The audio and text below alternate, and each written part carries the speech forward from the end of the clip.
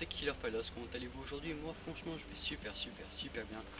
Donc aujourd'hui on se retrouve pour une nouvelle vidéo conseil d'Airsoft. Et aujourd'hui on va s'occuper du Chicken Wings. Le Chicken Wings c'est ce qu'on appelle en anglais quand les joueurs d'Airsoft font comme ça. Vous voyez là que mon bras, comme ça, il est tendu à 90 degrés par rapport au reste de mon corps. Donc beaucoup de gens aiment pas cette technique parce que justement ça fait le plus gros cible comparé un peu. Donc on a plus de chances de se faire toucher au bras et tout ça. Donc on est beaucoup plus volumineux. Quand on a couvert aussi c'est beaucoup moins pratique. Normal. Mais il y a aussi des gens qui aiment ça parce que un des avantages c'est que ça permet de mieux contrôler le recul. Par exemple là j'ai la crosse sur mon bras ici. Attendez, je vais m'approcher un peu, voilà. Donc là j'ai plus de liberté de mouvement on va dire comparé à ça. Mais il y a quand même peu de chances pour que ça glisse. Un autre avantage des trucs comme ça c'est que là la crosse elle est bien loquée dans les épaules, on va dire qu'elle peut pas bouger. Si j'essaie de faire comme ça elle bouge pas trop. Comparé à là c'est sûr que ça bouge un peu plus. Je vais mettre ma sangle mais j'ose plus tellement lui faire confiance depuis la vidéo de la dernière fois où elle a pété quoi. Mais bon, on va quand même essayer.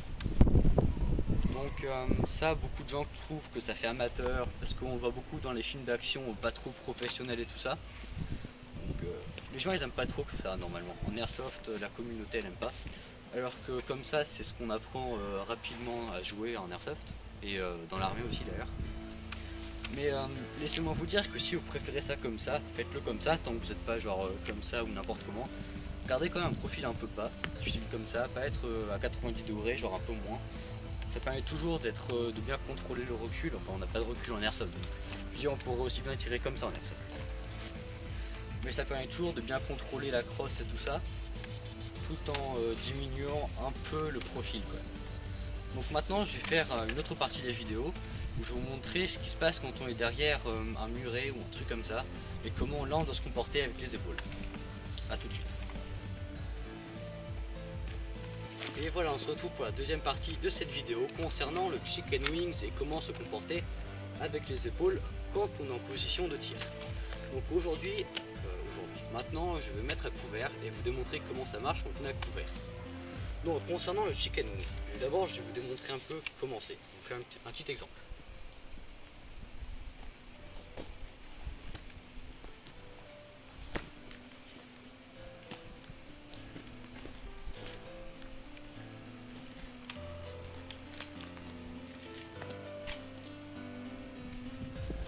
Voilà, là je vous ai montré un peu comment ça se passe quand on fait le Chicken Wing alors qu'on a couvert. Et maintenant je vais faire la méthode normale.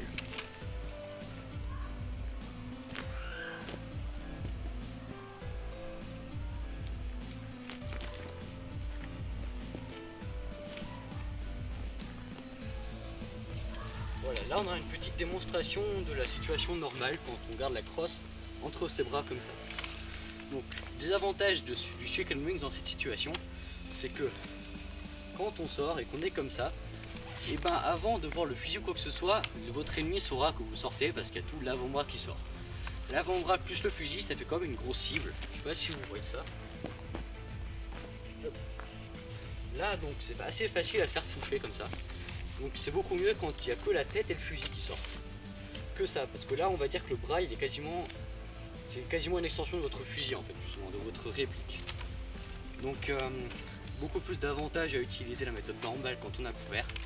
Après bien sûr si vous avez une crosse pliante comme moi, il n'y a aucun problème du tout. Vaut mieux toujours pas faire le Chicken Wings. C'est toujours gênant le Chicken Wings, mais bon avec une crosse pliante ça va.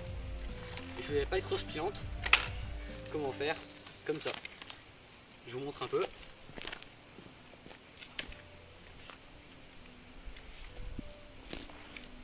Hop, comme ça. Donc en mettant la crosse sur l'épaule, on a toujours le recul. Mais en airsoft, on n'a pas tellement de recul non plus, donc ça va. On peut toujours viser à peu près correctement, comme ça. Hop. J'arrive à bien viser. Et ça diminue fortement la taille de votre arme, regardez comme ça. Hop. C'est beaucoup plus compact et beaucoup plus manœuvrable en fait. Quand on est, parce que par rapport à là, c'est beaucoup plus manœuvrable je dis.